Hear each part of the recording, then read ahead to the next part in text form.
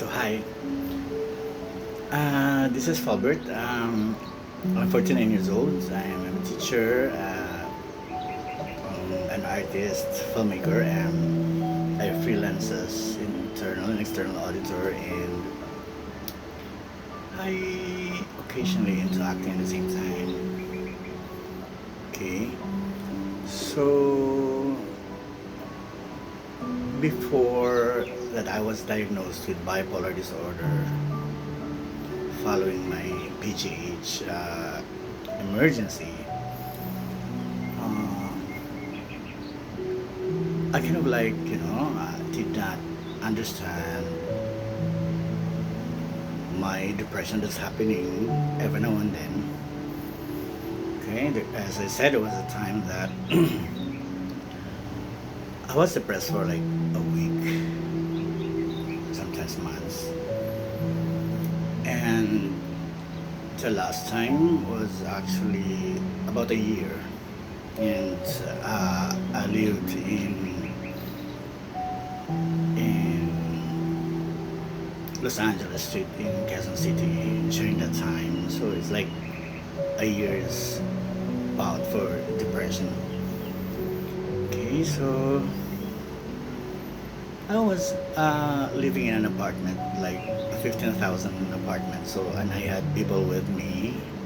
They lived with me actually. So, and I was the only one who actually,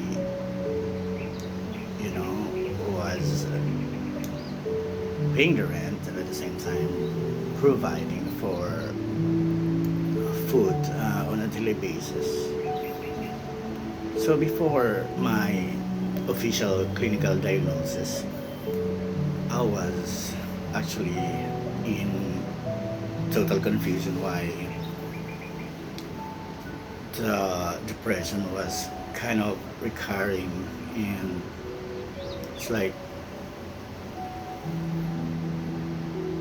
it's like a personal struggle for me. It's like a wrath that I could not do away from it. So every now and then, um, I would really wallow into depression.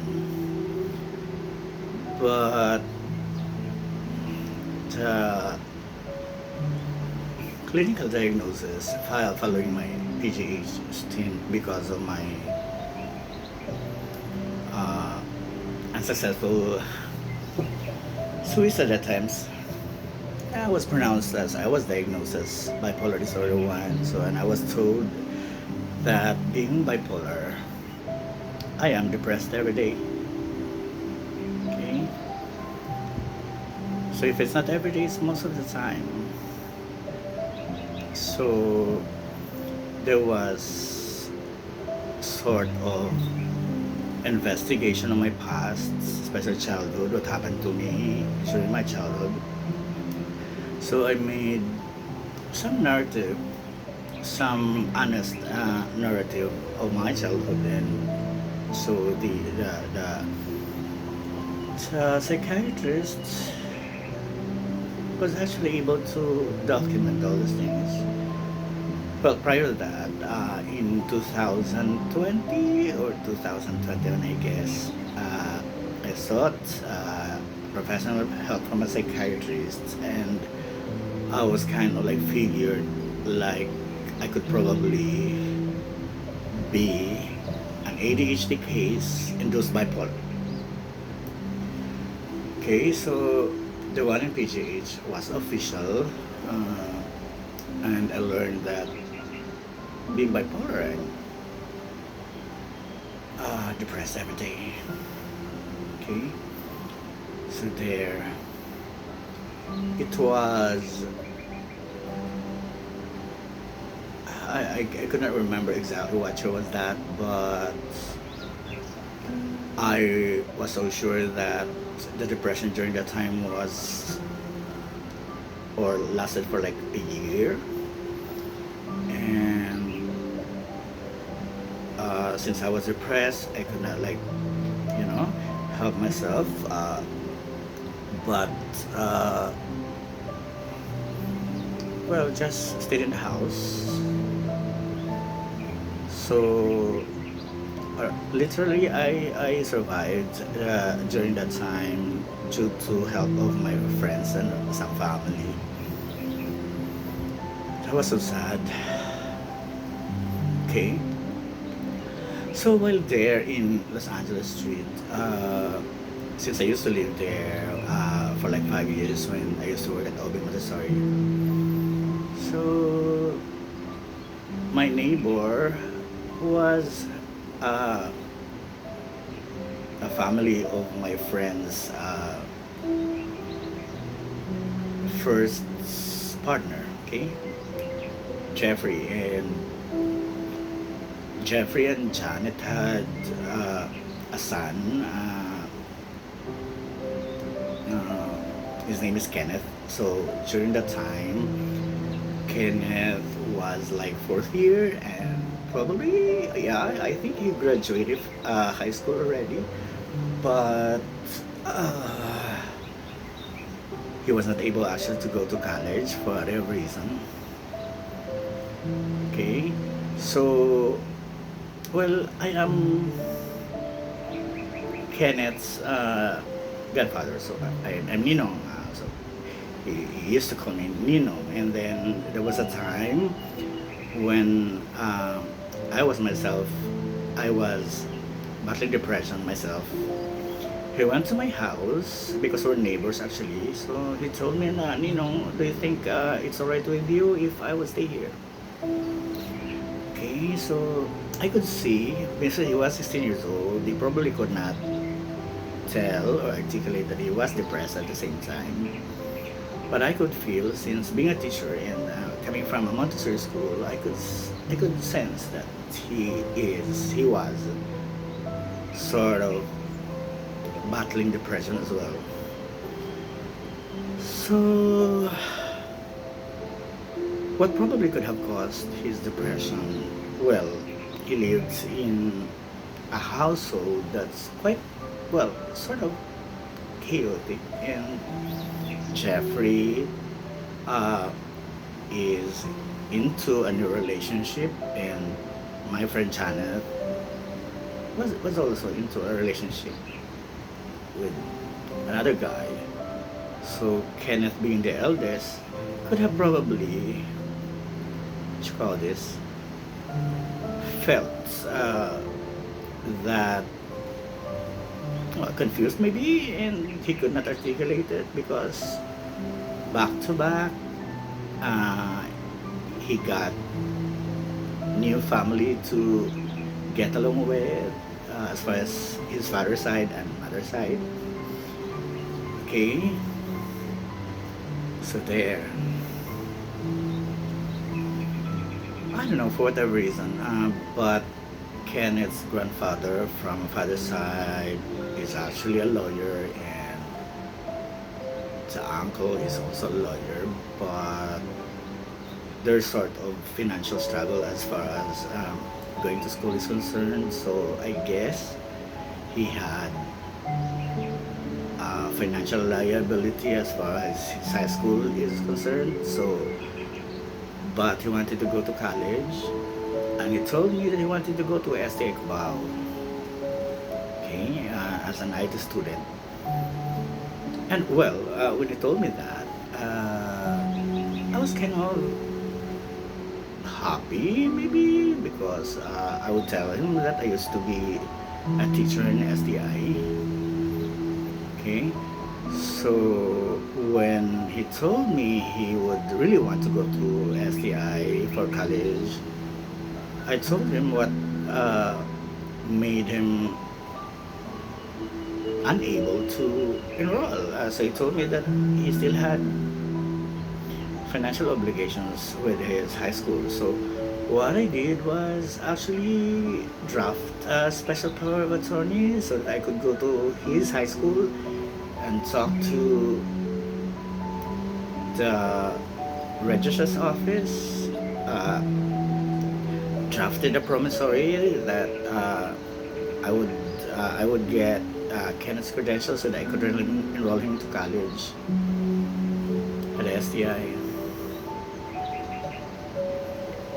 Okay, So a couple of days after that, we went to SA together. So with some help from my friends, I was actually able to enroll him at SDI in the new building, which is in Pitawason, and he took up, he enrolled in BS Information Technology. Okay, there. So remember that during that time also I was battling depression. Okay, so since I had been teaching at SDI, I kind of like figured what if I would apply again as a teacher. So there, I printed my resume the next day and then got back to SDI and sent my resume. And then I was called to do a demo of sort, even if I had been teaching in SDI. So kind of they complied with it. I did a demo, and then after some deliberation, they kind of like got me as a college teacher again. So I was given subjects like general accounting and other business subjects. Okay, so I was teaching like every day for like 4 hours. Okay, there. So while Kenneth was at STI, remember, I did mention earlier that Kenneth, before that, because Kenneth is diabetic until now actually, when he was high school, he he used to be brought to the hospital like almost a month, so almost every month. And then, uh,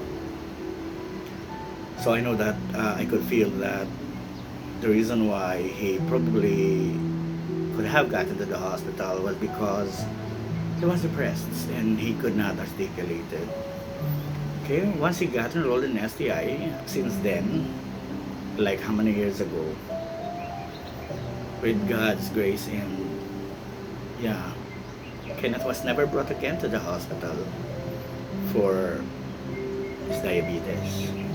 So Kenneth is, I guess, is uh, graduating now of BS Information Technology, and during that time I left STI, I guess, because for whatever reason I only did teach for like October, November, December, and January. I think I wasn't able to go back, understandably, because I was fighting for my depression also. And maybe because I also felt that, I could not perform very well because I was given also additional subjects. So it was like, it was a full load for that matter, and I know I could not perform quite well given all the subjects that were given to me. Okay, so yeah, I don't know about with nevertheless Montessori. After I pulled out the paper from a small college, I'd been tutoring kids actually from grade school to college, and what you call this. So I use oasis of talents and vulnerabilities into my tutorial, and I did teach regular kids and some kids with special needs. Okay, so while doing so, I also kind of like injected some Montessori philosophy in doing tutoring. And I don't know, maybe Kenneth was so inspired by me, trying to help him figure out his strength and got into STI for his college, that he took a big leap on his studies and at the same time on himself. And there's never ever a chance anymore, or an incident that he was brought to the hospital. And Kenneth now is like, how old is Kenneth now? I guess 21 or 22, is graduating, and he's good, so good looking, and probably he's aiming to land into a modeling job while wrapping his BS Information Technology course. Okay, so there. So like what I said, aside from Oasis of Talents and Vulnerabilities, I have another project which is Sanctuary for the Stumbled. It's all about helping people and human beings who have had mental health issues, and I guess Kenneth is one example of a person, a human being that I did help to actually uh, stand up for his strength in become become a very able person and human being, that he goes to school relatively healthy and, well, trying to cope with all his school needs and there. And I'm happy that Kenneth is graduating. I don't know if it's well, I don't know if he was really inspired, but I could see that he was happy that when he got the STI. And I actually spoke to my friend Janet that I'm happy that Kenneth is not brought to the hospital again ever since I enrolled him at STI. So my best friend Janet was also happy and grateful at the same time. Okay, so there, while I was battling depression, that I understand now. Wow, the very source of it, because of my childhood trauma, which is not yet healed, but soon I know I'll get over it. So there, I was also able to help Kenneth, was battling depression when he was 16 years old, which he did not know. Okay, so that's one uh, particular case of somebody experiencing depression at 16 years old when he did not realize he was battling depression. Well, I did, and uh, despite my situation during that time, I was able to actually pull it through, get into SDI, and is happily doing school very well, and I'm grateful. I hope I could have the chance to talk to Kenneth one of these days, but right now that I don't have the opportunity to see him because he's also busy. So I hope Kenneth is happy. Okay, so there. So I'll be posting only his pictures for now, but eventually I hope I could have the chance to talk to him and maybe feature him in this new endeavor of mine. Okay, so there. So I know being bipolar, I'm depressed every single day of my life. So I have to really do something for me to actually triumph from everything and from the experience of depression. That's actually, I feel like it's normal, being bipolar. What else? I don't know, but I have had accounts of friends and family members that I inspired to actually, nurture their strength and pursue with life and persevere with life. Okay, so there, and so I hope I can say that well, it's obvious that I'm probably experiencing all this depression. That's what I said is normal being bipolar, but I hope we can also deduce that my being bipolar is a gift. See, I don't know, there are so many things that I wanna uh, talk about on this. So this is the first time that I speak about my nana Kenneth. So there, I hope that indeed I was able to help him realize his strength and nurture his strength.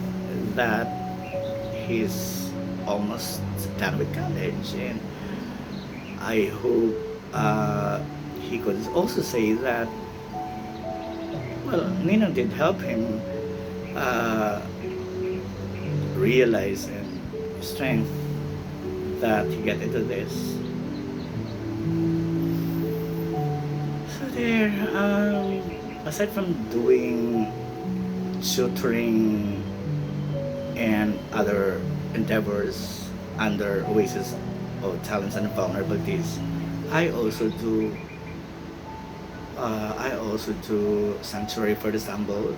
Okay, while I plan to register the same with Securities and Exchange Commission as non-profit, and well, eventually to my LG of jurisdiction, and eventually BIR. So since I was disapproved first, so I guess my friend, my brilliant lawyer friend, who told me that maybe you were disapproved because you are not yet in the right mind, or in the right strength, or in the right, or in the capacity to actually handle Sanctuary for the Stumble.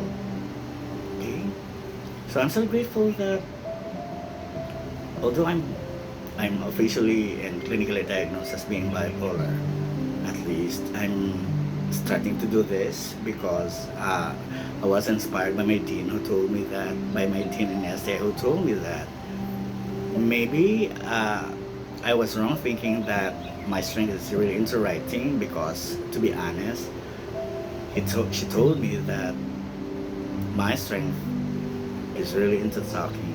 Okay, like she told me that in 1999 when I did apply as part-time teacher, she told me that there were other teacher applicants during the time who were certified public accountants and had master's degree, but they kind of like got me because of my skills in talking. So I'm happy, I'm inspired, because she also told me that because I am covered with tattoos in my body, I probably could not teach anymore. Okay, kasi there are really schools that do not allow teachers who have had tats to teach. So that's all right with me. No regrets. I have had them already, and I'm proud. So there, I have to do something like I can maximize my skills or my gift of gab, like talking, and so there. So I hope this endeavor into podcasting can really pull through, and I hope to feature so many other